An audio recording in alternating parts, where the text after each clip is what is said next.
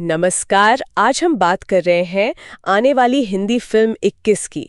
काफी चर्चा है इस फिल्म को लेकर। जी हाँ, बिल्कुल। हमारे पास कुछ आर्टिकल्स हैं और ऑनलाइन जो बातें चल रही हैं वो भी हैं। तो मुद्दा यही है कि 21 को लेकर इतनी हलचल क्यों है।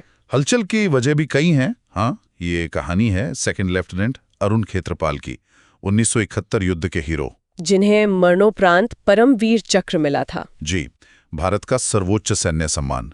और सबसे अहम बात, वो ये सम्मान पाने वाले सबसे कम उम्र के अफसर थे, सिर्फ 21 साल के। 21 साल, इसीलिए फिल्म का नाम 21 है शायद। बिल्कुल। और इसे बना कौन रहा है? श्रीराम राघवन, मतलब बदलापुर अंधाधुंध वाले। उनका नाम ही काफी है। हाँ, वो तो है। और साथ ही ये अमिताभ बच्चन के नाती अगस्त्या नंदा का, आप कह सकते हैं, बड़ा बॉलीवुड डेब्यू भी है। जी, तो चलिए जरा इन स्रोतों के आधार पर देखते हैं कि इसमें क्या खास है और ये माहौल क्यों गर्म हो रहा है। कहानी तो जैसे आपने बताया सेकंड लेफ्टिनेंट खेत्रपाल की बहादुरी पर है। जी 1971 वो। हाँ, उनकी शहादत। प्रोड्यूसर हैं दिनेश विजान, मैडॉक फिल्म्स वाले। अच्छा, मैडॉक फिल्म्स। जी और कास्ट में अगस्त्या नंदा तो है ही लीड रोल में, उनके साथ धर्मेंद्र जी भी हैं। अरे वाह, धर्मेंद्र। और जयदीप अहलावत भी हैं शायद। हाँ, जयदीप हलावत भी मतलब कास्ट काफी सॉलिड लग रही है। रिलीज डेट भी आ गई है जी ना। जी, 2 अक्टूबर 2025, गांधी जयंती। 2 अक्टूबर। और उसी दिन वो ऋषभ शेट्टी की कांतारा चैप्टर 1 भी आ रही है। हाँ, तो बॉक्स ऑफिस पर एक बहुत बड़ी टक्कर देखने को मिल सकती है, मतलब क्लैश तो पक्का है।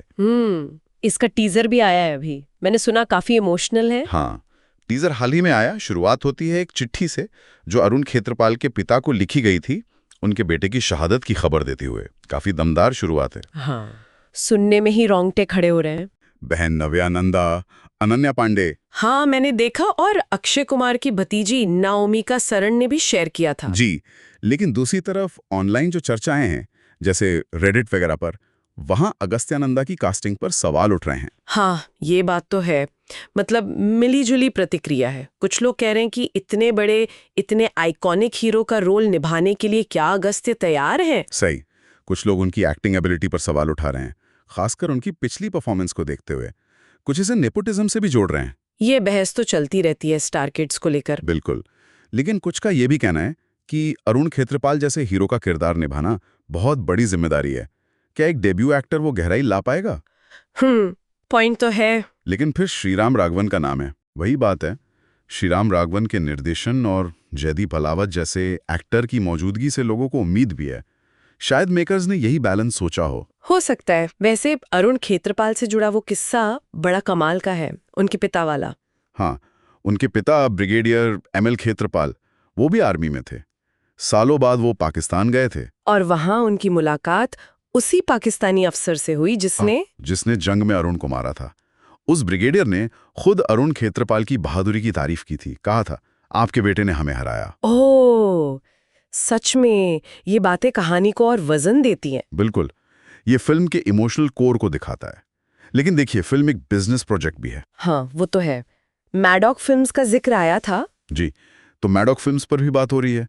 कुछ लोग उनकी तुलना धर्मा प्रोडक्शन से कर रहे हैं। अच्छा, किस सेंस में? कि जैसे वो लोग भी देशभक्ति वाली थीम उठाते हैं और स्टार किड्स को लॉन्च करते हैं, तो एक पैटर्न सा देख रहे हैं लोग। मतलब देशभक्ति प्लस नया चेहरा, ये एक सेफ बेट माना जा रहा है आजकल। शायद मैडॉक भी शायद वही कोशिश कर रहा हो, पर देखना ये होगा कि क्या राघवन का स्टाइल इसे कुछ अलग बनाएगा। हाँ, क्योंकि राघवन की फिल्में टिपिकल नहीं होती। सही कहा। और मैडॉक की बात करें तो 21 उनके बड़े प्लान का सिर्फ एक हिस्सा है। उन्होंने तो 8 और फिल्में अनाउंस की हैं, हॉरर, कॉमेडी, सुपरनैचुरल। अच्छा, जैसे स्त्री 3, भेड़िया 2। हाँ, स्त्री 3, भेड़िया 2, महामुंजिया, धामा, कई हैं। वो एक पूरा सिनेमैटिक यूनिवर्स बनाने के मूड में है। ओह, तो ये हॉरर कॉमेडी यूनिवर्स के साथ साथ अब वॉर बायोपिक भी, काफी एम्बिशियस प्लान्स हैं। जी, और इसी बीच जयदीप अहलावत भी काफी बिजी हैं। 21 के अलावा महाराज में हैं आमिर खान के बेटे जुनैद के साथ। हाँ, वो फिल्म भी आने वाली है।